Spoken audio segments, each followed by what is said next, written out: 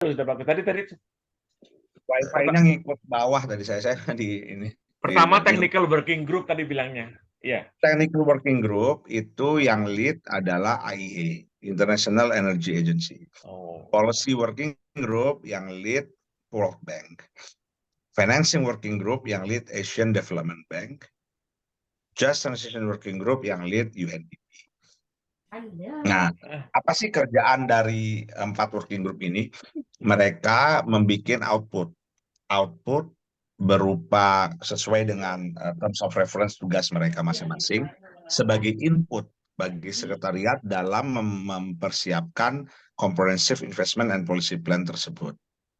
Nah, ini lagi kerja nih sekarang nih. Ini tadi saya juga barusan ketemu sama ini ya, SDM ya, DJK dan apa namanya PLN ya, di modeling mereka seperti apa segala macam.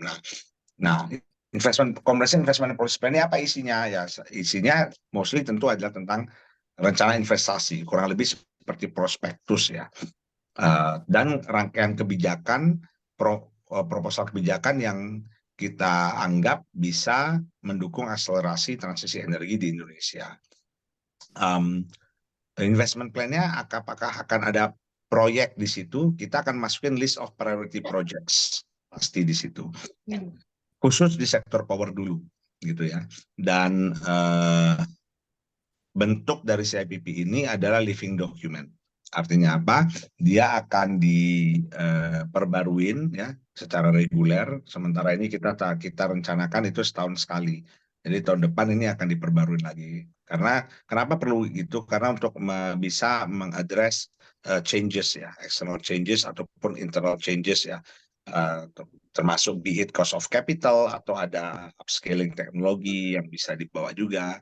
Yang kedua juga karena untuk memonitor progres, Pak, Bapak Ibu ya, memonitor progres, memonitor kalau mengidentify bottlenecks ya kita, sehingga nanti kalau bisa ini gimana ini, karena kita udah terlalu sering kena dijanjiin Pak, tapi kita udah melakukan banyak hal tapi duitnya nggak turun ya, janji dari negara-negara maju itu. Jadi ini yang saya tidak mau ini terjadi.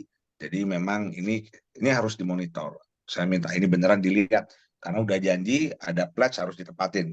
We will give the projects then you match, tapi harus ada juga prinsip-prinsip yang harus dilakukan. Nggak bisa main wild west aja. Kenapa? Karena transisi energi kita kan nggak bisa sembarangan ya, Bapak Ibu senior sekalian tentu lebih sangat paham tentang ini. Kita makanya namanya transisi gitu. Nah, tema investasi di Comprehensive Investment Policy Plan tersebut akan ada 5, Bapak Ibu sekalian. Yang pertama adalah transmission and grid. Yang kedua, early retirement of CFPP ya, PLTU. Yang ketiga, dispatchable renewables. Yang keempat, variable renewables. Yang ketiga apa Pak? Mohon maaf. Yang ketiga. Dispatchable renewables, Pak Indriano. Dispatchable baseload ya. Kemudian yang keempat tadi variable renewables. Yang kelima supply chain dari renewable industry ya. Nah, 5 ini yang kita akan fokuskan untuk Just Energy Transition Partnership Volume 1, saya bilangnya. Nah, mungkin Bapak Ibu pernah dengar ETM, Energy Transition Mechanism, yang diluncurkan, saya nggak tahu, mungkin setahun setengah sebelum JETP. Itu adalah, kalau saya boleh ini ya, pakai analogi, itu adalah the older sibling ya. The first child energi transition Indonesia itu sebenarnya ETM itu yang di-launch oleh kerjasama ADB dan Kementerian Keuangan. Itu ada pledge ya untuk fokusnya tentu banyak pemensiunan dini LTU di situ. Nah, Bapak Ibu sekalian, JETP ini kalau kita ngitung itu ya, nasabnya itu anak kedua sebenarnya. Yang mana ya ini yang minta juga ini ya, IPG itu ya, Amerika dan Jepang. Kebetulan kan ya, mereka juga largest stakeholders dari Asian Development Bank juga. Jadi dari 10 billion duit publik itu 25% atau sekitar 2,5 billion itu sebenarnya duitnya ETM, Bapak Ibu sekalian. Ya untuk energy transition mechanism. Jadi kalau ada tanya, JP bagaimana pemensiunan dininya, oh yaitu ngikut ETM. Gitu. Jadi komposisinya nanti ya 20 billion, 10 billion public money, 10 billion private money. Private money tentu commercial rate. Nah, yang public money 25% itu duitnya ETM. Artinya tanpa ada JP pun seandainya nggak ada deal itu duitnya juga udah jalan. Ya, jadi itu apa namanya kurang lebih ya area investasinya, tema-temanya, dan kedepannya prinsip yang kita gunakan kita akan memaksimalkan dana publik itu untuk yang memberikan multiplier efek terbesar. Kita akan pakai waterfall approach, Pak. Artinya nggak bisa serampangan duit public money-nya. Jadi dari 5 area investasi tersebut itu kan sebenarnya tidak sama ya degree-nya. Ada yang kalau bahasa saya itu ada yang basic levelnya, ada yang lebih advance. Basic apa artinya? Arti dari basic itu sebenarnya adalah itu nggak udah bankable, investable, udah nggak perlu public capital di situ, ya. Nah, kayak yang duit public money itu yang kita anggap karena dia to some extent dia adalah highly concessional atau dia punya concessionality degree di situ, itu yang kita coba harus menjadi katalitiknya di situ. Nah, dari kelima investasi tersebut yang kita deem catalytic investments itu adalah apa namanya yang grid ya, transmission dan grid itu, dan early retirement. Karena kebetulan kita lagi oversupply. Mungkin sini tentu Pak Asnasio bisa cerita lebih banyak ya tentang kondisi energi di Indonesia. Tapi kurang lebih dua itu yang kita anggap ini perlu nih. Dan itu adalah yang susah investasinya, yang advance. Kenapa? Karena anggaplah untuk grid itu very low yielding. Jadi kenapa susah? Karena ada kemungkinan ada market failure di situ. Orang commercial capital nggak akan mau invest. Bisa karena risk profile-nya terlalu tinggi, atau karena apa namanya yield-nya lebih rendah, relatif rendah. Contoh adalah transmission and grid. Itu returns-nya kayaknya cuma 2, ya di bawah 2,5%. Itu kan kalau saya minta ke bank ya nggak ada yang mau. Mereka maunya double digit, di atas 10% ya IRR. Atau misalkan early retirement atau CFPP, itu kan sebenarnya harus concessional capital. Karena perbedaan dari cost of capital itulah yang bisa dipakai untuk memensiunkan dini, memajukan tanggal kematian dari PLTU tersebut. Cuman itu yang dipakai ya, selisih cost of capitalnya. Jadi dua ini harusnya duit public capital banyak masuk. Atau untuk de-risking facility, misalkan untuk feasibility study dan segala macam ya, untuk eksplorasi ya, misalkan geothermal yang mana itu investmentnya segala macam tuh macam oil and gas mahal, tapi returns-nya macam utility. Nah, kayak gini kan itu bisa public money bisa jadi de-risking di situ.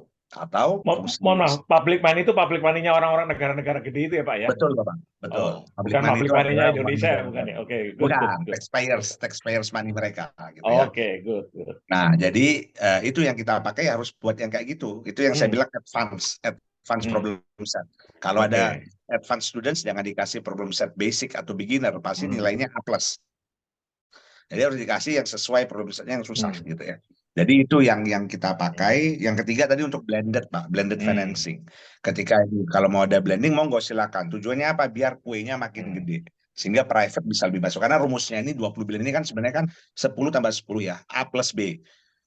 Tapi kalau saya bilang ini bukan A plus B, tapi A plus BX. Yang mana X-nya itu untuk yang swasta itu kita harapkan itu koefisiennya di atas 1, lebih besar daripada 1. Sehingga itu bisa ada itu ya, karena bisa lebih banyak. Kalau dia 0 ya, karena dia bisa 0 dan infinity. Karena 0 artinya apa? 0 ya nggak ada, mau private masuk kan mereka juga nggak ada kewajiban, mereka ngejar returns. Nah, semoga kita harapkan A plus BX ini X-nya di atas 1, lebih besar daripada 1, sehingga nanti ini bisa masuk. Nah, tapi ini tantangannya, kita kalau ini yang prinsip ini saya udah bilang ke Amerika juga. Karena gini, mereka ini maunya yang gampang aja. Ya namanya orang juga ini ya, namanya orang kan pasti kalau ada yang gampang kenapa yang susah gitu ya. Jadi mereka maunya cuma mau bikin renewables yang sebenarnya sudah cukup dari apa namanya capital market ya ataupun banking udah bisa. Ini ngapain mereka masukin ke situ? Tapi kan necessary condition-nya tuh yang di sebelah ini nih, grid, ya, atau de-risking dispatchable renewables, ya, atau untuk pemensiunan dini karena kita juga oversupply at least 7 tahun ke depan. Nah, kayak gitu yang kita coba pakai waterfall approach itu. Jadi jangan cuma misalnya, oh saya mau bikin pabrik untuk yang solar PV gitu ya, untuk ingotnya misalkan, atau saya nggak tahu mungkin dari polisilika atau segala macam itu ya, selnya bahkan itu kan sebenarnya kalau bikin sel ya udah nggak perlu pakai public money, jangan dipakai ke situ. Nah itu tantangan-tantangan ini Bapak Ibu sekalian yang sekarang kita coba ini ya manage, karena di satu sisi kita harus membuat rencana yang agak sedikit ambisius. Kita punya rencana yang RUKN, ya itu baseline kita. Nah, JETP ini bukan rencana pemerintah, ini kan target bersama kondisional. Jadi target bersama-sama. Siapa yang bersama-sama? Pemerintah Indonesia dengan IPG. Conditional, apa conditionnya? Conditional upon international support. Kalau mereka nggak keluar duitnya atau nggak ngasih segala macam, ya we are back to our baseline because we already have a plan. We are grooming a more aggressive, a more ambitious plan, tetapi artinya financingnya juga harus ambitious. Nah ini tentu banyak orang masih skeptis ya, dan wajar ya, karena selama ini memang terbukti climate financing ya, let alone energy transition related financing ya, apapun terkait climate financing itu sangat-sangat contentious ya. 100 billion pledge belum pernah orang kayak ngelihat batang, not a single red cent mungkin. Loss and damage yang kemarin disepakati, loss and damage fund. Kemarin Senator John Kerry malah bilang US will not pay single cent buat itu. Jadi ini memang sesuatu yang ini ya, ada tarik-tarikan geopolitik north south gitulah kayak gitu. Nah ini kita ya we will do our best ya Bapak Ibu sekalian memastikan, makanya itu saya pakai ini harus living document. Saya jadi tukang tagih. We will make our plan, we will do our homework, we will try our best to score A+, tetapi teman-teman IPG ya, negara-negara maju harus fulfill their promise juga ya, lewat itu harus benar di draw down untuk energi transisi yang kita butuhkan, bukan yang mereka mau. Kalau yang mereka mau mah gampang aja, boleh aja kalau ngasih grant, tapi kan nggak ngasih grant, ngasihnya kan utangan kebanyakan ya. Nah, dan itu konsesional, meskipun konsesional tetap aja utang harus dibayar. Jadi ini yang kita coba nih sedikit ya Bapak Ibu sekalian, gambaran tentang JETP dari saya. Monggo silakan jika ada pertanyaan untuk diskusi. I'm more than happy Pak to learn from all of you. Demikian, terima kasih, saya kembalikan ke Pak Asnasio. Wah, matur nuwun, terima kasih Mas Edo atas penjelasannya. Jadi ini kita lihat ruang lingkup, skopnya, bagaimana pembagian grup-grup tadi dan seterusnya. Monggo dari Pak Dwi, langsung Pak Dwi, nanti kita diskusikan bagaimana mengawinkan kedua ini. Pak Dwi, monggo Pak Dwi.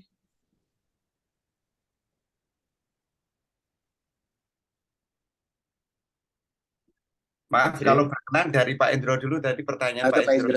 Pak Indro. Terima kasih Pak As. Terima kasih Mas Edo, kita ketemu lagi ya. Kemarin karbon, sekarang masalah JETP, ini luar biasa nih. Terima kasih. Pertanyaan, bukan pertanyaan. Mungkin kita terima kasih ya sama Mas Edo karena ternyata JETP masih baru ya Mas ya, betul ya? Baru April. Baru mulai kan? Mulai, Pak. Belum mulai bahkan ya, lagi digodok. Oke, good. Saya aja baru laporan minggu lalu ke Pak Asnasio nih, baru lapor ke Pak Asnasio ke Satya. Ini saya terima kasih sekali karena apa? Apa yang disampaikan oleh Mas Edo itu adalah big picture-nya gitu ya. Ini kita yang kumpul di sini ini para insinyur, Mas. Ya. Insinyur itu bisa mencoba menggarapnya langsung dari bawah supaya ketemu. Nah, saya lempar isu aja dulu, Mas. Lempar isu. Ya. Tadi Anda bicara fotovoltaik. Oke. Aku bicara yang sederhana aja deh. Dalam rangka transisi energi akan dipensiun. Yang paling gampang nih, 2000 pembangkit listrik tenaga diesel di kawasan timur Indonesia, gitu ya. Nah, diganti dengan apa? Macam-macam, bisa fotovoltaik, bisa energi biomasa, co-firing atau langsung, bisa energi gelombang, bisa energi betul ya? This is the technology. Nah, pertanyaan saya, kalau polanya seperti itu, pendekatannya oke, saya mau mengganti 2000 pembangkit listrik tenaga diesel di kawasan timur, yang 1 megawatt, 2 megawatt gitu. Bisa nggak program itu masuk JETP? Dalam arti kata, teknologinya fine, ada alih teknologi, transfer, kalau dia mau transfer, is okay. Tapi kalau kita punya 2000 pembangkit listrik diesel, kita bisa replikasi, itu akan menarik investasi, membuka pabrik di sini, dan segala macam. Dan tentunya melibatkan ahli-ahli kita yang sudah ikut di sana. Nah, jadi pertanyaan itu, saya mau nanya saja, kalau karena ini baru mulai, dan kita yang kumpul ini para insinyur, ya, Mas Edo, boleh nggak sih nanti dalam technical working group itu, kita masuk di situlah, apa di sub-subnya tim gitu, sehingga kita beri masukan yang real untuk Indonesia. Transfer teknologi, mikroekonomi, bukan makro, ya, mikro dengan pilihan-pilihan teknologi. Nanti kita bisa lihat berapa persen yang sudah bisa alih teknologi, berapa persen yang masih baru dari awal, dan sebagainya. Itu dulu dari saya, Pak. Mas Edo, terima kasih. Ya, Oke, terima silakan. kasih. Iya. Ya, boleh saya langsung tanggapin aja mungkin ya. Langsung, Pak. Ya, terima kasih Pak Indroyono. Jadi well noted Pak. Jadi gini, masalah pensiun PLTD gitu ya, pembangkit listrik tenaga diesel gitu. Ini yang Bapak maksud yang part of yang PLN, yang IPP atau owned by PLN, atau yang captive yang dipakai yang di luar itu? Yang dipakai PLN. Jadi PLN itu punya 2.000 pembangkit di timur yang harus yang pakai diesel. Diesel apapun minyak solar mahal ya. Apalagi udah mahal. Jadi kalau diganti sama yang lain pasti lebih kompetitif. Mau biomass, itu maksud saya. Di situ dulu. Ini kan udah captive, ini udah captive nih. Nah, gitu tuh. Jadi kan PLN memang sudah masuk dalam RUPTL mereka itu kan program dedieselisasinya. Iya, Kebetulan betul. itu yang round pertama itu juga udah saya jadikan JP Investor Forum juga, showcase ya. Yang 250 mega. Investor Forum yang 200 megawatt. 200 kan mega. sekarang baru 200 tuh dari 2 giga itu ya. Rencana 2 giga itu kan baru 200 megawatt yang keluar. Itu RFP-nya sudah keluar, dedieselisasinya itu, tapi kayaknya di bundle sama PLN itu. Mungkin terkait dengan IRR ya, sehingga bisa lebih menarik. Tapi kayaknya ini saya akan ketemu dengan Pak Wiluyo soon ya. Saya mau nanya gimana progresnya, karena sebenarnya sepertinya saya belum mau berasumsi, tapi sepertinya nih ada kan udah pernah gagal ya sebelumnya. Dan ini kayaknya mungkin saya perlu bantuin, sehingga saya jujur saya nggak suka gagal, apalagi kalau 2 kali gagal. Ini saya akan coba bantuin ke PLN ya. Mungkin saya akan lihat dulu ya. Saya harap ini nggak gagal, tapi ini kan masih banyak. Kalaupun berhasil bagus, tetapi tidak hanya di timur saja sebenarnya Pak Indroyono. Itu satu Indonesia Raya tuh dibandel sekarang sama PLN itu jadi 2. Kayak wilayah barat dan wilayah timur. Jadi kayak udah NBA ini ya.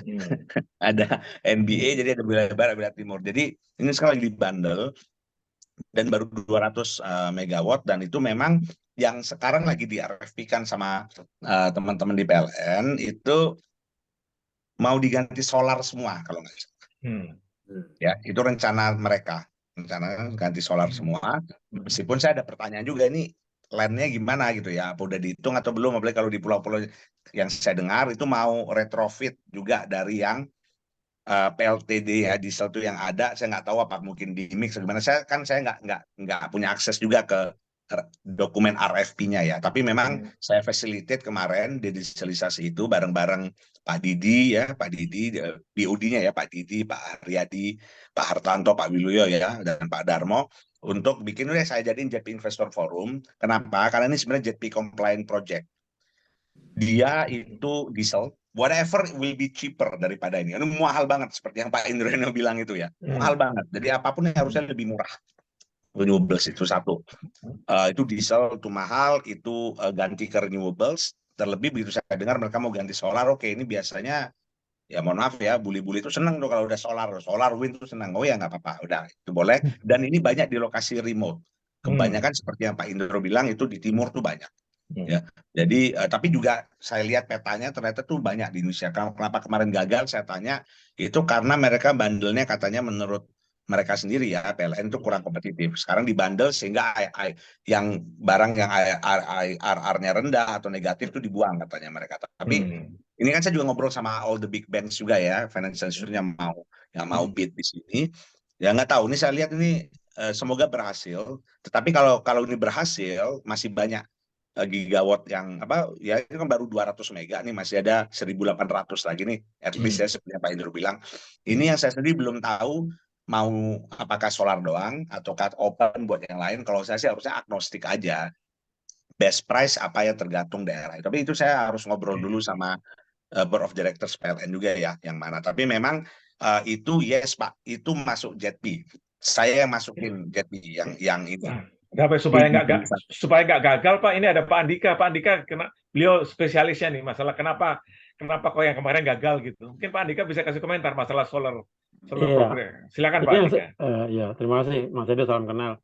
Saya dari BRIN ya, tempo hari juga di BPT sempat membantu PLN untuk yang TKDN, Pak, TKDN, memetakan TKDN. Jadi gagalnya itu setahu saya memang pertama tadi ya tidak kompetitif ya, karena mau 100% PLTD tadi diganti PLTS semua, Mas Edo. Nah, yang sekarang tadi Mas Edo bilang ada retrofit, itu betul. Jadi sekarang ada usaha untuk menghybridkan istilahnya. Jadi PLTD-nya itu di retrofit supaya bisa automatic governor, sehingga bisa dikendalikan juga oleh sistem hybridnya. Pada saat PLTS-nya turun gitu, dia otomatis dia masuk ke sistem gitu bila baterainya juga sudah defisit. Tapi pada saat baterainya masih cukup, ada PLTS, ini PLTD-nya bisa di shutdown. Jadi ini ada pengurangan konsumsi bahan bakar, tetapi penyediaan listriknya tetap terjaga. Itu satu. Yang kedua, tapi ini tidak secara terbuka ya sama Pak Wiluyo itu disampaikan, itu masalah TKDN. Jadi karena disyaratkan dengan harus comply dengan Permen Peri nomor 4 dan 5 2017, di mana modul suryanya harus 60% TKDN-nya. Ini calon investornya pada kelabakan semua, karena pertama barangnya nggak ada itu dalam negeri. Yang kedua, kalaupun tadi saya sudah lapor ke Pak Indro juga, kedua kalaupun nanti misalnya permennya direvisi atau dikembalikan ke permen sebelumnya yang menyatakan bahannya 43%, itu pun juga perlu suatu strategi bagaimana agar bisa bankable pertama, yang kedua juga bisa kompetitif juga harganya. Walaupun kalau TKDN sudah di atas 40% itu sudah barang wajib, tidak boleh dibandingkan dengan harga impor ya, karena sudah barang wajib, jadi haram hukumnya untuk membandingkan dengan barang impor. Itu yang saya pahami dari peraturan penggunaan program negeri. Jadi itu Pak, secara singkat ada masalah teknis tentang bagaimana konfigurasi PLTS-nya yang sekarang sudah diperbaiki. Yang kedua TKDN ya, TKDN ini masih menghantui sebetulnya untuk yang jilid kedua ini Pak Edo. Jadi mungkin tadi Pak Edo juga saya sangat sepakat untuk jangan sampai gagal lagi gitu ya. Tapi ini urusannya mungkin mudah-mudahan tidak, tapi sepertinya masih ada sedikit bahasa ininya ada selilit gitu ya tentang TKDN gitu. Jadi nggak kelihatan tapi rasanya kok kurang pas. Jadi dari sisi saya melihat ada sedikit potensi keraguan dari, kebetulan saya juga kenal dengan EVP pengadaan pembangkitan dan IPP-nya.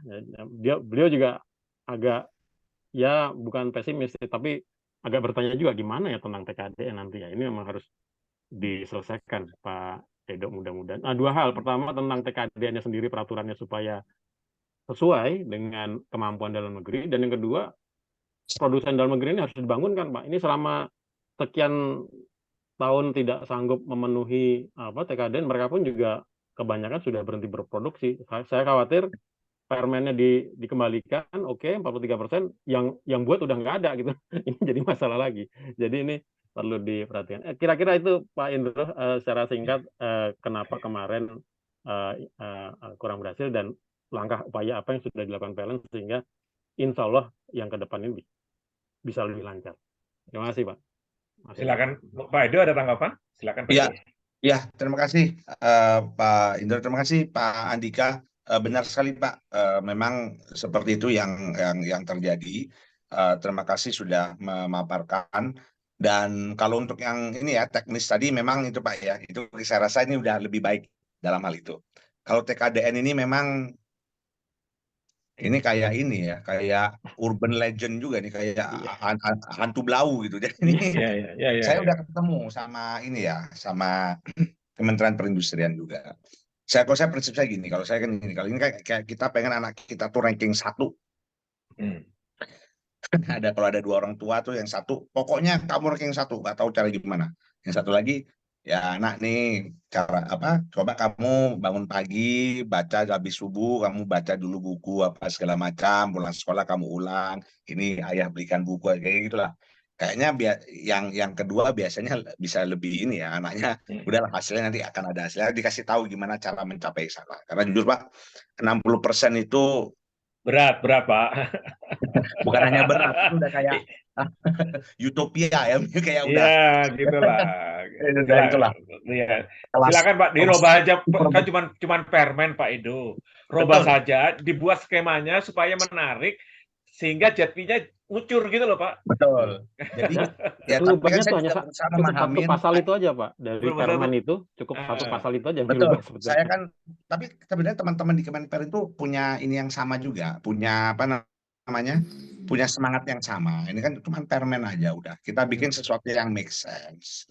Jangan bikinin, tapi nanti tujuannya kita jadiin biar itu bisa jadi 60 ke depannya. Iya. Tapi kalau cuma kita punya aturan, kalau nggak bisa dijalanin, nggak Iya. ada yang bisa ikut juga. What's the point? Sekarang ada salah satu cara, Pak. Kebetulan saya juga salah satu kulit negotiator untuk yang deal dengan Singapura. Yang ya orang selalu bilang tentang ekspor listrik, padahal bukan ekspor listrik gitu. Itu kan sebenarnya tentang ini ya, bangun renewable energy corridor di Kepulauan Riau itu, Batam. Itu sebenarnya idenya adalah, kan default kita adalah kita tidak akan ekspor listrik. Ya. Waduh enak banget, saya juga mau ekspor listrik ke Singapura ya. Modal berapa, ada cuannya banyak kan, nggak gitu kan. Tapi ini kan harus jelas. Jadi kita coba ini kita bikin, kita bikin necessary condition di sini. Kan mereka mau green electron, oke. Dari apa? PLTS, fine, oke. Komponen-komponen ya untuk bikin PLTS itu made in Indonesia. Jadi developer ini yang bawa. Terus gimana caranya? Oh, banyak yang mau itu.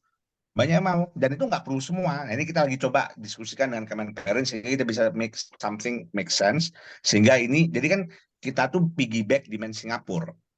Developer ini kan untungnya gede banget, dia produksi di Indonesia listrik, dia jual ke lewat EMA itu, wow, bukan mahal di Singapura listriknya kan. Itu mereka bawa dari mana? Ya mau dari China, emang mau cuman itu skewed banget marketnya kan, 90% itu dikuasain Cina itu. Supply chain dari solar PV di value chain dari apa? Sebenarnya mereka juga butuh dari skin, karena polisilika mereka kan dari, mohon maaf, dari daerah bermasalah kan di sana gitu ya. Jadi kalau mereka bisa memindahkan di Indonesia, itu bisa jadi made in Indonesia, di investment FDI, nggak kena TKDN juga gitu kan. Nah, jadi kita demand masih kurang.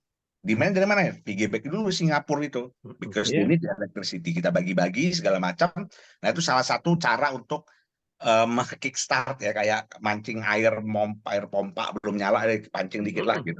Itu satu. Yang kedua, ini saya juga kurang suka. Cuman ini kan kita nih hobi perpetual wafer. Jadi saya tanya, jadi gimana nih kalau dapat wafer gini? Adain FGD Pak Edo, katanya. Oh ya, FGD sampai nanti keluar, ini cuma bisa 25%. Oh ya, udah jadi di wave gitu. Jadi kalau menurut saya itu mencerminkan polisi yang kurang matang kalau kita perpetual wafer. Karena harusnya kalau polisi kita itu make sense, bagus, nggak perlu wafer. Buat apa di wafer gitu kan? Karena kan udah orang yang bisa, orang serius bisa ngikutin. Tapi yang hal kedua ini, ada kemungkinan saya mau propose waiver untuk JETP priority projects. Proyek JETP yang priority, yang apa namanya, yang itu kan priority project bukan saya nentuin, saya yang propose, tapi nanti kan akan diketok oleh Marves, Kemenkeu, SDM, dan BUMN gitu lah ya, bareng-bareng ketok ini. Nah ini saya akan minta tolong dong di waiver gitu, ada waiver lah buat ini. Sementara kita coba nanti mereka juga mau kok, kita bikin kayak duduk rembuk bareng, bikin sesuatu yang lebih make sense untuk renewable kita gitu ya. Jadi harus paralel nih Pak. Jadi yang itu jalan, untuk jadi project mungkin harus butuh waiver. Untuk yang permen itu ya udahlah diganti, dihitung yang benar, gimana biar itu bisa make sense, jangan 60%. Seperti Pak Indro bilang, itu udah super heavyweight, udah bukan heavyweight lagi gitu. Terus yang ketiga, coba yang jalurnya tadi, kalau ini bisa kita piggyback dengan Singapura, mereka kita ya kan kita temenan aja kerjasama. Mereka dapat green electrons, kita juga dapat, ada data center dibangun, kita dapat value chain, semua senang. Bahkan China pun juga senang, karena kan juga diversify their risk. Karena kalau di sana kan juga concentrated banget.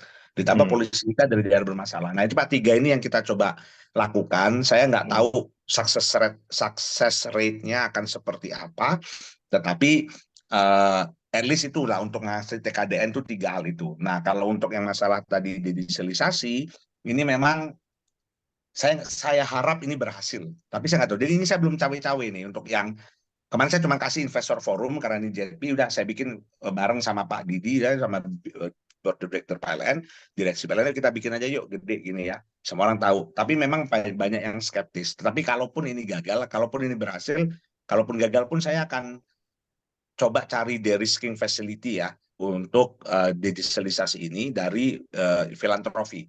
Saya akan coba cari sehingga nanti itu dicantolin di RFP-nya. Kadang kayak gini-gini kan cuma masalah ini aja ya. Package kita mungkin kurang menarik ya. Tadi kan udah ada masalah teknis. Ya, kalau dulu ganti 100% ya susah gitu kan. Sekarang di hybrid. Oke, TKDN ya mungkin ini harus di wave menurut saya. Kalau itu masuk JP Party Project, saya akan propose untuk di wave. Yang ketiga, biar orang itu tenang ya harus jelas ada de-risking, harus udah jelas ada surveinya di sampling, di survei sehingga orang bisa tahu IRR-nya. Karena kan kalau nggak kayak beli mystery box, di bundle nggak tahu isinya kan kayak buka, oh iya kalau dapatnya apa gitu ya martabak enak gitu kan, kalau dapatnya apa gitu tikus atau apa serem juga gitu kan, ada barang yang serem gitu ya. Jadi ya kalau udah ada yang feasibility study ya, atau pokoknya ini ya ngecek gitu ya, sampling gimana, nah itu di attach ke RFP-nya, itu mungkin juga bisa meningkatkan trust dan confidence dari potential, nggak usah investor dulu deh, developers dulu deh, sehingga mereka tahu apa ini yang mereka mau bid, ini mereka bisa. Jadi itu Pak Andika untuk masalah ini ya, masalah digitalisasi dan termasuk TKDN-nya. Ya, I don't know how successful it will be, tapi that's what we are currently working on gitu. Oke. Terima kasih.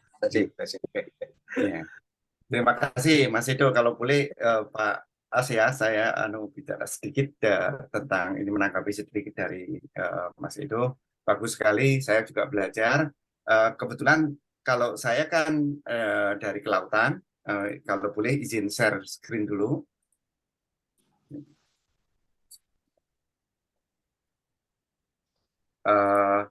Jadi kalau tadi ya, ini yang sebetulnya yang selalu disampaikan tadi ya, petanya. Ini peta diesel PLN, ini seluruh Indonesia.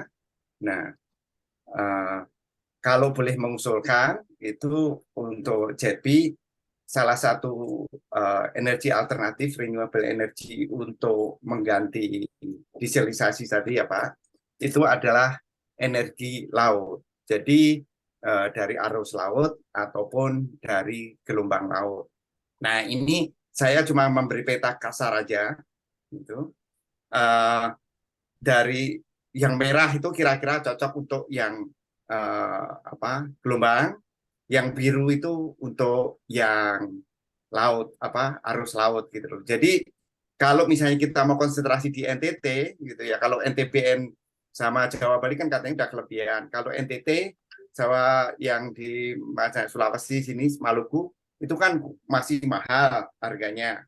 Jadi sebetulnya bisa masuk untuk energi laut. Jadi saya kalau boleh mengusulkan, JP itu salah satunya itu energi dari laut Pak. Karena memang kearifan lokal kita itu memang laut. Gitu. 70% wilayah kita kan laut, dan kita ini kebetulan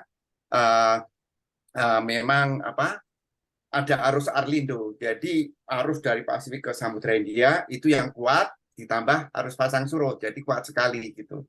Nah kalau saya boleh review, sebenarnya seperti Pak Endro tadi sebelum Pak Edo datang, wind itu kita nggak cocok sebetulnya. Wind itu karena di kita itu bervariasi, dan itu kita itu di tropis, jadi doldrum. Kalau solar kan sebetulnya efisiensi 16%, karena cuma 5-6 jam kan maksimum dalam 24 jam, karena banyak awan, karena ini gitu. Jadi sebetulnya kurang hidro depend on climate gitu. Jadi kalau tak urut satu-satu, sebenarnya laut itu ideal untuk kita gitu. Tapi kan nah sebetulnya saya pernah mengusulkan ini titip ke Bu Nani dan juga sekretarisnya Pak Luhut untuk menyampaikan ke beliau 2 slide ini. Itu konsep mandiri energi laut. Kita itu energi terbarukan melimpah, arus laut atau gelombang laut, gitu ya. Nah, contohnya ini, gitu. Nah, yang selama ini kita tahu kalau energi laut itu biasanya, wah itu kan perlu struktur yang gede, dam atau jembatan, tidak. Itu cuma bisa dipasang kayak di gravity base seperti ini, atau kalau gelombang itu dirangkai seperti ini, gitu. Jadi nanti keluar kabelnya cuma satu, tapi di lautnya banyak sekali, gitu. Tiap satu satu rangkaian yang ini yang kuning ini misalnya gini, ini bisa 100 kW. Jadi kita kalau mau 1 megawatt tinggal 10 gitu loh. Jadi kita tergantung, kalau pulaunya kecil gelombangnya yang tinggi ya udah yang ini bisa begitu. Nah, macam-macam ini contoh teknologi laut. Selama ini kan selalu ditanya, wah itu kan belum proven gitu. Nah, ini saya kasih videonya dulu yang sudah proven lah contohnya.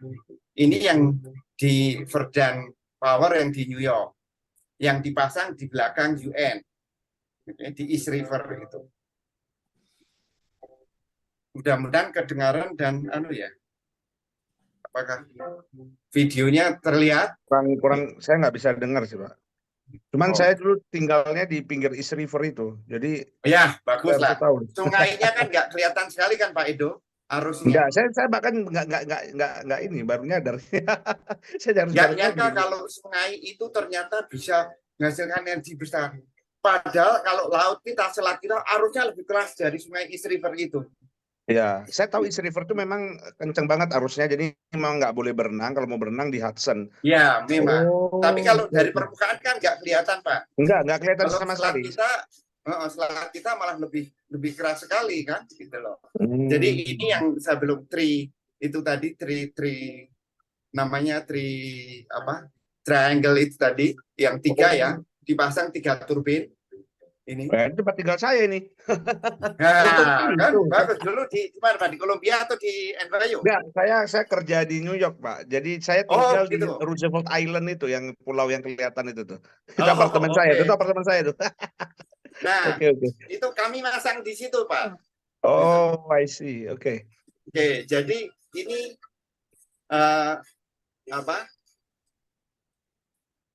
yang perlu dipertanya di Indonesia adalah infrastruktur, karena ini adalah kerennya perlu keren yang besar sekali. Nah, turbinnya ini baru percontohan ini 5 meter. Kita bisa bangun berapa meter mau kayak angin 30, tapi kalau untuk arus cukup 15 itu udah bisa menghasilkan lebih dari 1 megawatt, triple itu. Jadi, maksudnya itu baling-balingnya. Jadi ya baling-balingnya dengan diameter 11 meter Pak, itu dengan 3 baling-baling itu satu set itu 3 itu menghasilkan 1 megawatt. Wah, keren juga ya. Jadi kalau kita mau pasang berapa, tinggal jumlahkan aja berapa kali triangle itu. Gitu. Jadi kalau misalnya Larantuka ataupun mana, itu bisa banyak. Dan nggak perlu bangun jembatan kalau memang jembatannya misalnya belum mau dibangun.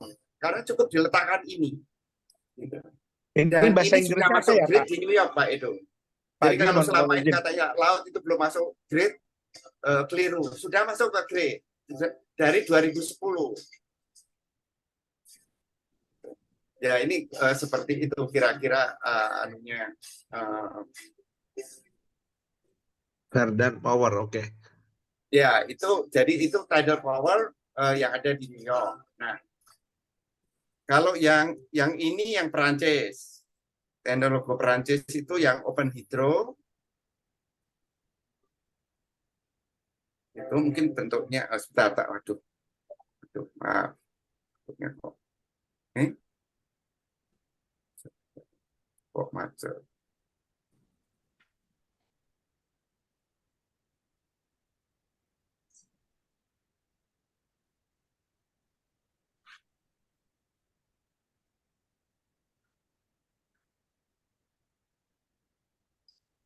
Yang ini mudah-mudahan nggak macet ya. Sebentar. Kita percepat aja kalau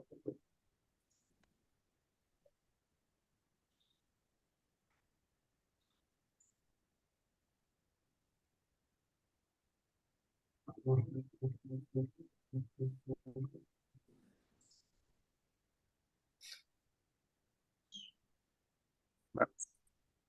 percepat aja supaya kalau yang Prancis tentunya beda Pak, itu maksud saya.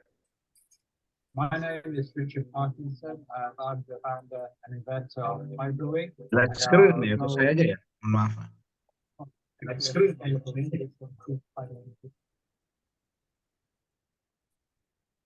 Nah, kalau ini diameter tadi itu 16 meter Pak. Jadi gede sekali gitu loh. Contohnya ini Pak. Contohnya seperti ini. Gitu. Gambarnya nggak kelihatan. Ini Mas. Tapi nanti tidak nah, kalau ini bentuknya turbinnya seperti itu. Nah, tapi takut kelamaan jadi saya skip aja. Maaf. Terus saya cuma mau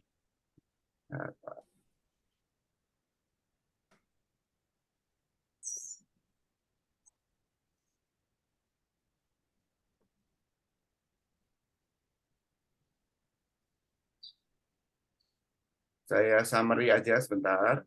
Jadi ini slide ini aja. Nah, tadi yang perbedaan foro yang di New York ini, Pak, dalam waktu 30 waktu dites sama ini European Marine Energy Center ya, yang secara internasional, 39 hari itu menghasilkan 187 kilowatt dengan kecepatan arusnya 2,5 meter per detik. Ini banyak Pak di selat kita yang bisa punya arus segini. Nah, setelah lengkap waktu itu 6 bulan itu menghasilkan 210 megawatt hour gitu loh. Tadi dengan cuma 5 meter diameter dan 3 biji gitu. Nah, sekarang company-nya ini melebur namanya HC Development. Jadi kami siapa? Dan saya terlibat di sini di HC Development ini. Kami rencana memasang lagi di New York dalam waktu 4 tahun ini lagi minta izin ke Energi Amerika. Nah, makanya kalau boleh saya ngusulin sesuai kearifan lokal kita itu sebetulnya arus laut itu bisa untuk jadi energi mengganti energi apa yang diesel tadi Pak untuk di pulau-pulau yang jauh dari Jawa Bali dah gitulah ya yang bisa untuk menjadikan sumber energi renewable di wilayah kita itu. Terima kasih. Baik, terima kasih Pak Dwi. Jadi intinya Mas Edo, apakah bisa di koneksitas antara JP dengan ide semacam ini tuh apakah dimungkinkan? Ya, terima kasih Pak Dwi, sangat menarik ya. Jadi kebetulan saya belajar ini ya, belajar banyak. Saya bahkan nggak tahu di sungai sebelah apartemen saya ternyata ada pembangkit listrik. To be honest nih, yang udah masuk dalam. Ini tidal ya, mohon maaf. Ini saya ini ya bukan bidang saya nih. Saya pengen ya, tahu ini tidal arus jadi tidal arus pasang surut, bukan tinggi pasang surut. Tapi kalau di kita ada arus pasang surut ditambah arus Arlindo Pak, arus lintas Indonesia. Jadi makanya lebih gede lagi itu di selat-selat seperti kita gitu. Tadi kan yang ada, mohon maaf, kan ada yang arus ya, yang bawah ya. Terus ada satu lagi apa tadi Pak? Kan ada 2 tadi tuh jenisnya. Oh, kalau yang open heater terus sama, open heater, cuma bentuk turbinnya Pak. Jadi bentuk turbinnya bisa mau kayak baling-baling kincir angin atau yang berbentuk berbentuk dandang ya istilahnya, terus dikasih gigi gitu ya, terus berputar gitu juga bisa. Tapi gitu. Ini tidal, namanya ini tidal ya? Iya, tidal. Jadi kalau di kita ambil aja ocean current Pak, arus laut gitu Pak. PLTAL ya. Jadi ini kalau tidal dikira pasang surut nanti. Iya, jadi arus laut dari PLTAL. Nyambunginnya pakai apa? Pakai high voltage DC atau gimana Pak? Tadi maaf kalau saya nggak paham. Ya, jadi ada konverternya Pak. Nanti konverter box, yang boxnya gitu di darat itu yang merubah untuk siap masuk ke grid-nya. Jadi kami sudah ada semua itu, sudah lengkap semua. ada. Oke, tapi ya silakan Pak ya. Enggak, saya ini aja usul Pak. Salah satu dari programnya Jeti yang nyoba ini langsung implementable ya, prototyping gitu, anggarannya kita pakai, mungkin pakai bunga yang rendah, Pak ya. Nggak apa-apa, tadi Bapak bilang waiver ya, kita sepakat lah, kita waiver aja dulu full BOT apa ya begitu, itu kita laksanakan, coba di 1 atau 2 lokasi di Indonesia, Pak. Dengan demikian kita punya contoh, dan ini jadi gitu loh. Jadi memang yang negara kepulauan kan Indonesia ya, Mas Edo, bukan luar negeri. Itu satu.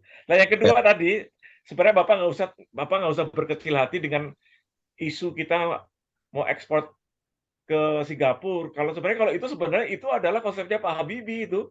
Di sini tolong nanti. Iya Pak, ini konsepnya Pak Habibie. Kita itu menampung teori balonnya Pak Habibie. Kalau sana mau meletus, kita taruh ke Batam isunya. Kalau Batamnya udah terlalu kuat, ke Galang, terus ke Rempang. Itu udah teori di sini. Mantan kepala desainnya itu ada di sini, Pak Wendy nih. Pak Wendy bisa cerita itu. Jadi sebenarnya Bapak nggak usah takut. Kalau Bapak nanti itu kita dukung dengan kita tunjukkan dokumen-dokumen itu semua loh, Pak.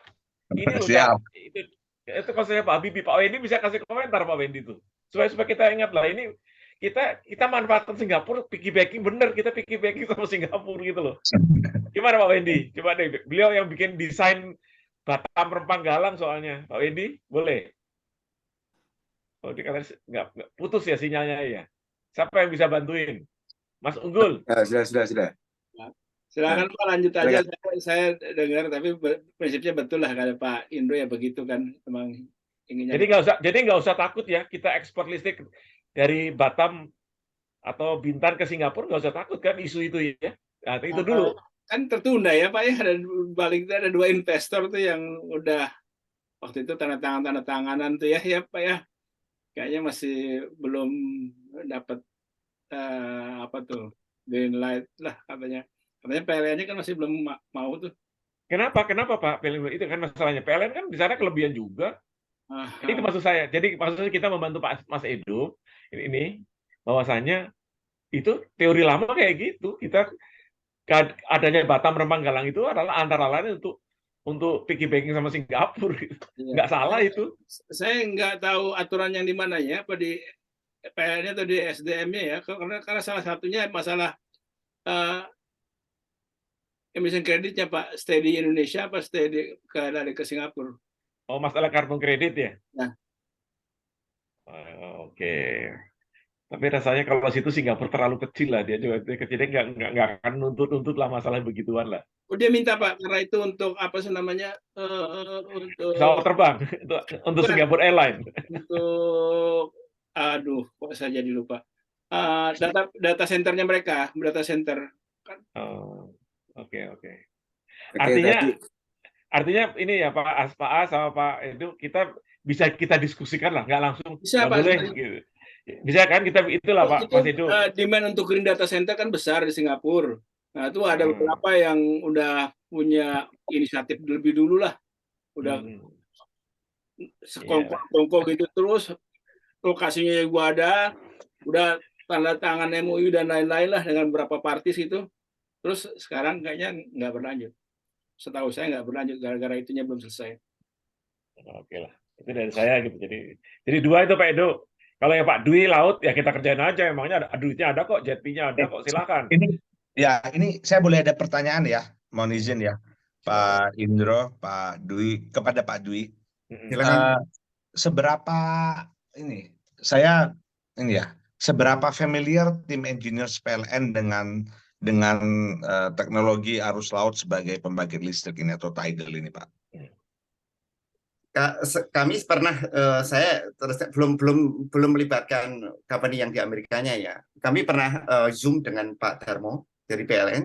Jadi sudah dari tim PLN sebetulnya sudah tahu lah kalau ada ini, dan juga dengan kami dengan USAID Sinar ini ada Bu Patricia sama Bu Ami. Itu kami hampir tiap bulan kok tentang energi terbarukan dari laut ini. Jadi tapi kami memang dari arus laut, yang gelombang belum gitu. Tapi dari arus laut. Jadi PLN sudah familiar, dan juga ISDM sebenarnya sudah familiar, Pak. Oh, ada dari USAID Sinar di sini. Ada, ini Bu Ada tadi. Ami sama Bu Patricia ada ini. Oke, soalnya kan USS Sinar itu partnernya PLN dan Ya betul. Bu, Ya ini saya makanya ketemu terus sama ada. gue Bu Retno, Ya, dan Bu Ami dan Bu Patricia ya. Oke. ya. Udah pas ini ya. Jadi karena USS Sinar itu part of the policy working group dan PMO-nya PLN. Jadi saya nggak tahu, ini mungkin saya ini mainin dulu. Saya justru ngeliat gini, karena gini, apa ya? Ini tergantung ini ya, tergantung saya. Kalau saya I'm intrigued gitu ya. Cuman saya ini kalau masuk project P atau enggak itu pertama I need buy-ins. Ya buy-ins. Kalau nggak ada buy-in ya nggak, siapa yang ini seperti apa nanti baru tuh bisa kita ini kan ya, kita ini bareng, mungkin bisa lewat filantropi atau grant dari mereka untuk uji coba ini ya, pilot, prototype atau apa gitu. Tapi kan juga perlu tahu coba ini gimana nih naruhnya ke sana, ini mungkin yang lebih paham kan tentu bapak-bapak dan ibu sekalian. Tapi I would like to learn more ya, apalagi kalau ini udah dipresentasikan ke Pak Darmo ya, harusnya ini ya, harusnya saya nggak tahu ya apakah udah ada tindak lanjut atau gimana ya, karena ya saya akan ini ya, saya akan ketemu dengan tim PLN juga ya, karena itu tadi kalau ini memang bisa, karena kan ada banyak nih, saya pengen yang digitalisasi sekarang itu jadi ya, kalaupun nggak jadi ya semoga nggak gagal, tapi kalau itu ya udah saya akan mintain filantropi untuk melakukan ini juga. Nah sebenarnya filantropi masih bisa di ini lagi kalau ada teknologi-teknologi yang proven, tapi kalau saya I really need PLN buy-in, maka tadi saya nanya. Nah ini saya nggak tahu nih appetite-nya gimana nih kira-kira ya, mungkin saya tanya Pak Dwi atau mungkin Bu Ami dan Ibu Patricia pernah dengar-dengar juga di PLN seperti apa sih ininya, posisinya terhadap teknologi ini gitu, mungkin bisa share sedikit sehingga saya juga bisa agak paham sedikit landscape-nya gitu. Ya, terima kasih Pak. Mungkin nanti Mbak Patricia teknisnya bisa menjelaskan lebih lanjut.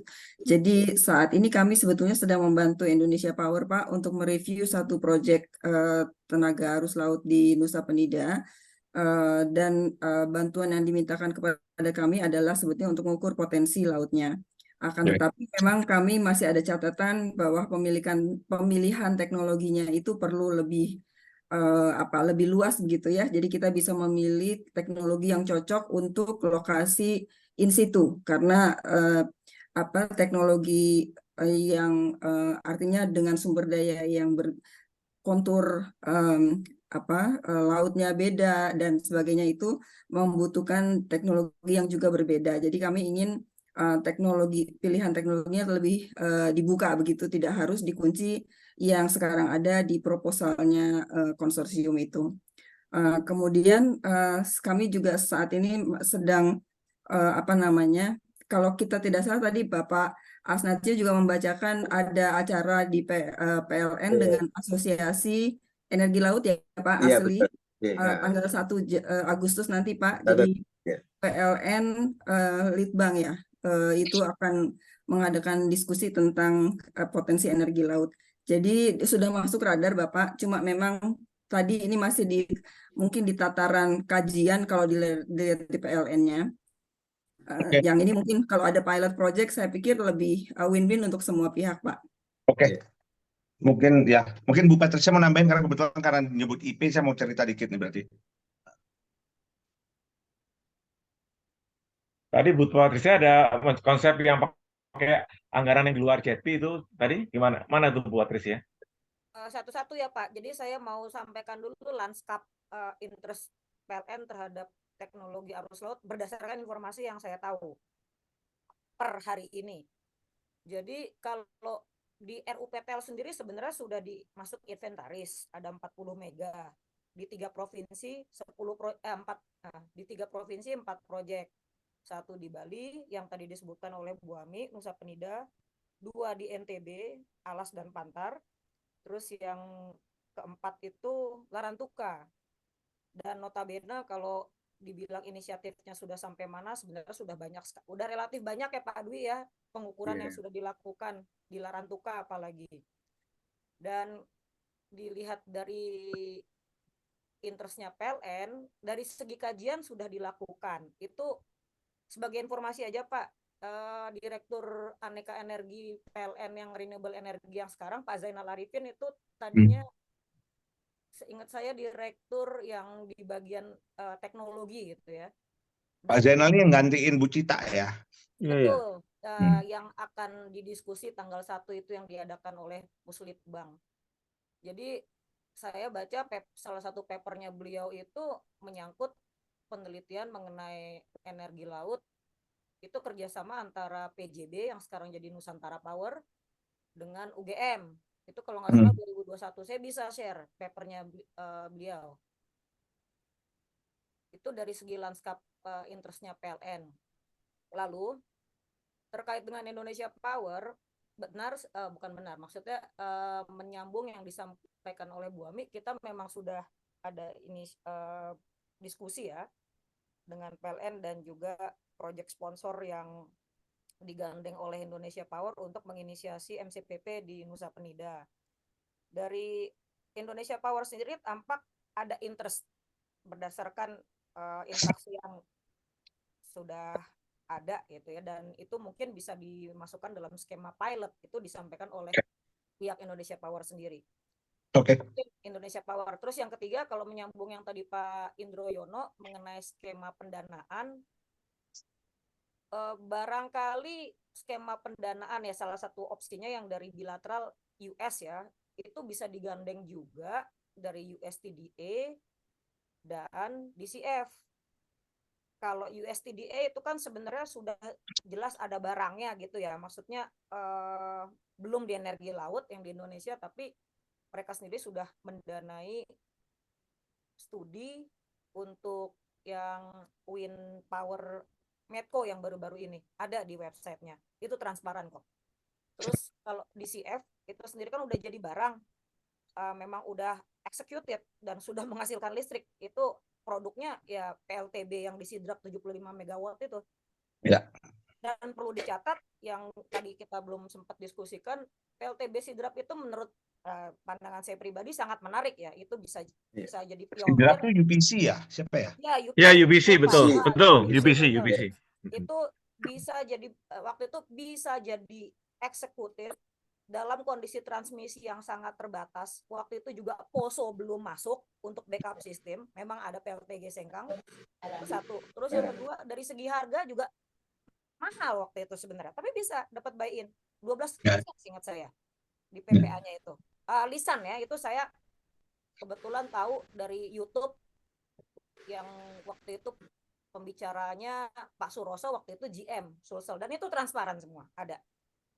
Jadi kalau itu PLTB yang 75 mega aja itu dulu bisa, kenapa yang kecil ini yang memang material untuk dedesalisasi dicoba satu ya dulu, harusnya lebih bisa gitu. Bisa iya, dan dari segi teknologinya juga proven Pak, selain yang dari Verdan Power tadi disampaikan oleh Pak Dwi, yang di Penlandfirth itu lebih gede lagi 6 megawatt. Transparan semua artikelnya, proven jalan. Ya, bukan nggak berdarah-darah ya, tapi ada suatu learning curve yang juga sangat cepat di situ. Ya. Terima kasih Bu Ami, Bu Patricia. Ini saya kalau melihat ini sebenarnya ada peluang ya, karena saya ngeliat stars-nya lining. Kenapa? Karena yang USTDA, yang UPC yang di Sidrap itu mereka mau ngedein ya. And I'm entertaining that idea. I would like itu untuk ngedein sehingga nanti kita bisa bangun itu yang di Sulawesi Tenggara itu. Jadi bisa ada loop di situ. Nah, nanti yang variabel renewable-nya itu ngambil dari yang angin itu dibanyakin, yang dari Sidrap dan sebagainya. Itu kita coba exercise. Semoga nanti grid-nya bisa ditambah dan itu bisa dinaikin. Itu pertama. Yang kedua, untuk yang Medco itu, kebetulan itu saya begitu, itu udah JETP compliant. Jadi waktu itu saya dikontak sama US, ini kita grant kasih ya $1 juta untuk visibility study yang angin itu ya, itu udah public ya datanya itu saya bilang ini bisa JETP nggak? Nanya ke saya cuma nanya satu hal, ini additional atau enggak? Kalau ini additional untuk US contribution ke JETP, saya kasih stempel JETP. Kalau enggak, saya nggak mau kasih. Karena saya juga saya harus menjaga kalau di karbon ada greenwashing, kalau di JETP ada JETP washing. Jadi itu. Dan terus habis itu alhamdulillah US bilang enggak, ini baru. Oh, that's good.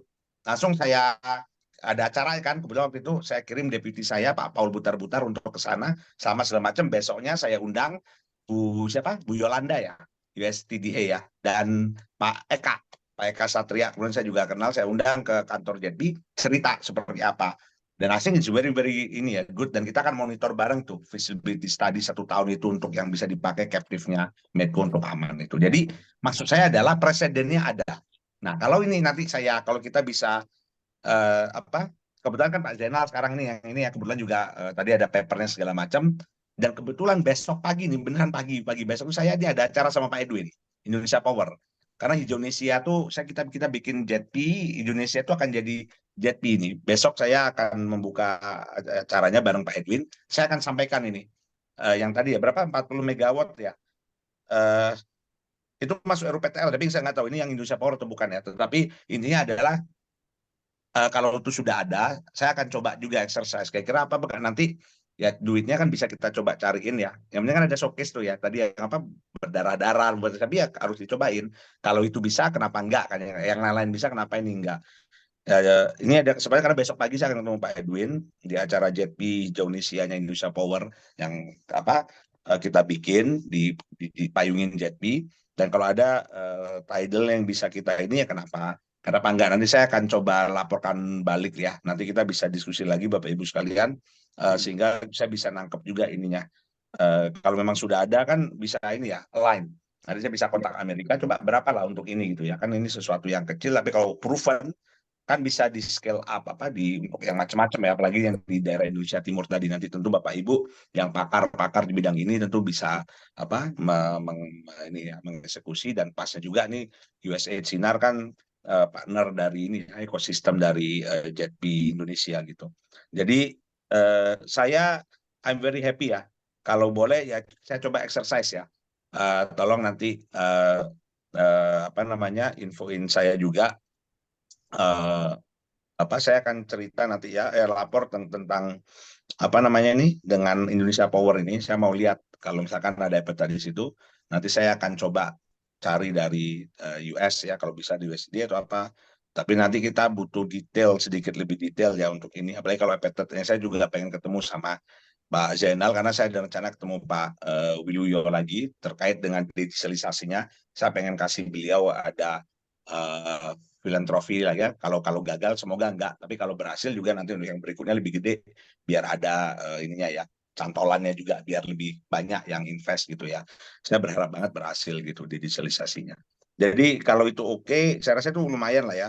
Terima kasih banget ini, karena kayaknya bisa saya kebayang, bisa saya sambungin dikit. Dan kalau boleh nanti tadi Pak Dwi itu ini ya berarti Pak ya, Bapak profesor di ini ya, saya tadi adalah Bank Maryland ya tadi ya. Oh Ya, oke. Saya dulu kerja di Columbia University 15 tahun Pak, jadi scientist di Columbia University 15 tahun. Makanya, dan saya masih tinggal di New York gitu. Nah, sekarang saya di Maryland, University of Maryland, Washington DC.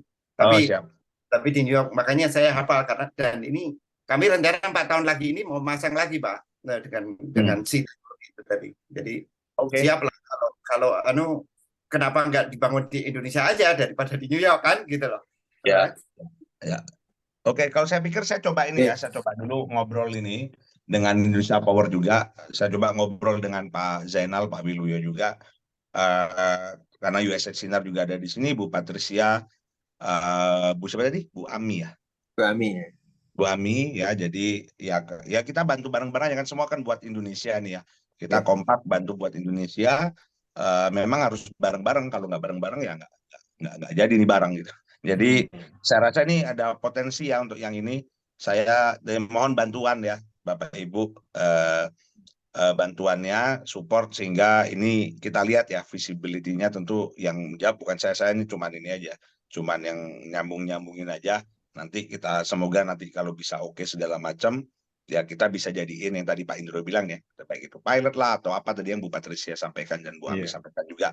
Dan dukungan saya rasa di FC itu commercial rate ya, USCDA mungkin bisa kasih grant ya, tapi kita ini bisa di-exercise ya. I have close ini juga, close communication dengan baik itu US Treasury ataupun US Embassy, seperti, dan ada tentu USAID Sinar di sini. Semoga ini bisa jadi sesuatu yang bisa menjanjikan untuk ini ya kita coba ya. Karena kan Kalau proven mau tanya Pak Edo, kalau commercial proven. rate berapa, Pak? Kalau commercial rate berapa persen, Pak? Commercial berapa? Kalau commercial Saya rate? belum tahu. Di FC itu saya nggak bisa jawab ya. Bahkan di FC pun belum. Tapi yang pasti menurut saya komersialnya di FC mungkin tentu masih di bawah komersialnya bank-bank. Indonesia. Bank-bank ya. Oh. Indonesia. Cuman Iya, maksudnya. Di FC ini Pak, Amerika itu kan. Iya, lebih kecil dari bunga Bank Indonesia kan? Saya nggak bisa jawab Pak, saya belum tahu. DFC belum ngasih tahu, jadi nanti kalau saya jawab nanti jadi spekulatif jawaban saya. Kalau Bapak nanya BII gitu ya, saya mungkin masih bisa jawab itu ya, BII yang DFC-nya Inggris. Tapi kalau DFC ini saya belum berani jawab karena saya belum tahu jawabannya. Tapi harapan saya tentu harusnya masih di bawah commercial rate ya. Tapi mungkin tentu mungkin masih di atas ini ya, MDB rate mungkin, ini feeling saya.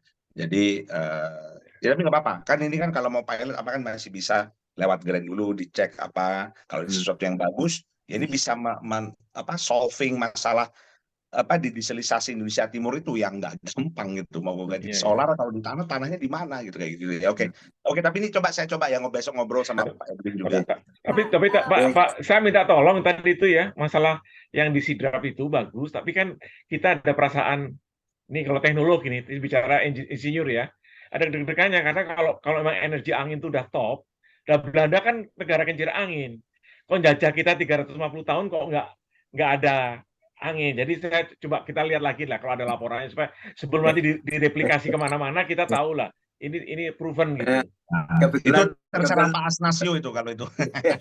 Kebetulan Mas Indro hari Sabtu besok itu head engineer-nya untuk sidrap itu bicara di webinar tempat saya.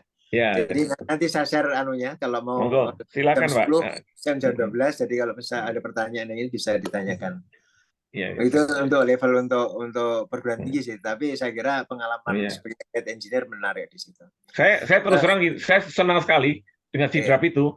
Tapi kalau kita mau bikin banyak, misalnya ya kipas anginnya itu kan 60 meter, wah ini bisa nggak mungkin lah bawa dari Amerika 60 meter masing-masing. Ini kan bisa bikin pabrik dalam negeri gitu.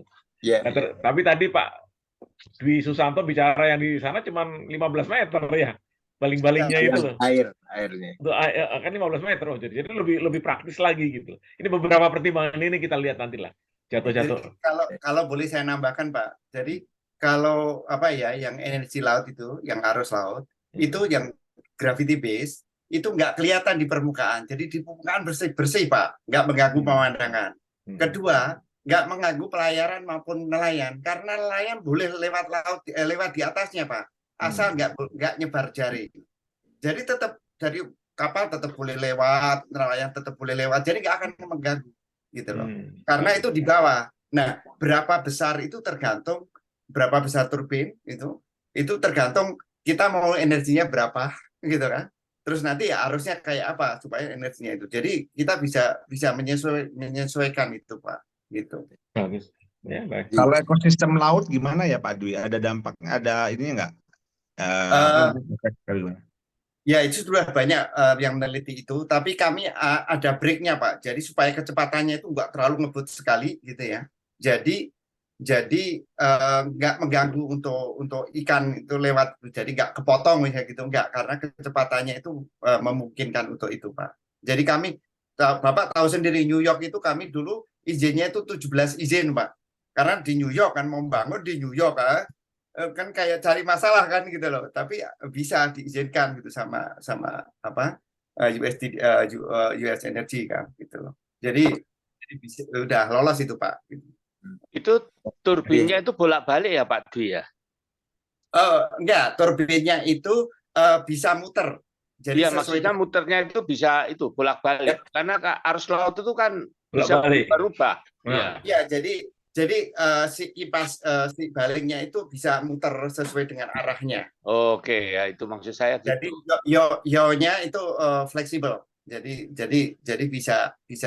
Jadi kalau arusnya ke utara, nanti ngadepnya ke utara, ngadepnya ke selatan gitu. Ya. Itu mungkin anunya besar ya, karena density air kan jauh lebih besar daripada udara. Ya. Justru itu, dan juga makanya kelebihan arus laut dengan angin ya. Densitas laut itu udah 1000. kali dari air, dari udara maksud saya. Jadi kalau angin itu perlu 13 meter per detik, itu untuk sama dengan arus laut 1 meter per detik. Gitu. Jadi karena kan kita udah 1000, densitasnya udah 1000 kali dari udara kan kecil kan. Jadi dengan arus yang kecil pun sudah bisa menghasilkan energi yang besar. Karena gitu densitinya besar.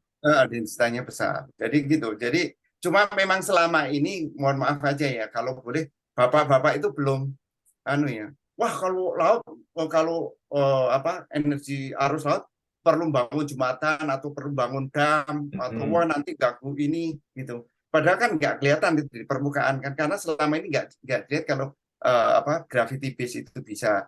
Dan juga wah belum masuk grid, kami sudah masuk grid itu gitu. Jadi udah masuk di New York City grid itu udah masuk gitu. Jadi teknologinya udah lewat itu gitu. Tinggal memang komersialisasi yang belum, yang artinya yang untuk skala besar sekali kan gitu loh. Itu yang sedang dilakukan gitu. Mungkin ini Pak As ini perlu ini kalau memungkinkan memfasilitasi Pak Dwi presentasi ke PLN. Sebetulnya udah sama Bu Ami rajin. Oh sudah. Saya membantu Bu Ami sama Bu Patricia nih di USAID. Jadi saya tenaga honorer itu. Jadi baik bapak-bapak ibu semua. Jadi dari diskusi hampir 1,5 jam yang lalu kita mengetahui bahwa ruang hidup JETP-nya sendiri masih bisa menerangkan tadi. Kemudian dari sisi teknologi mana yang bisa diaplikasikan dan bagaimana dikembangkan dan potensi yang ada di Indonesia. Ini saya kira ini bukan pertemuan yang pertama dan terakhir saya kira. Dan mungkin bisa dikembangkan lagi manakala dari Mas Edo nanti ada peluang-peluang yang bisa dikembangkan untuk para engineer ini. Saya kira demikian ya. Mau menambahkan aja buat ini karena kebetulan Pak Edo besok mau ketemu Indonesia Power, sebagai informasi aja Pak.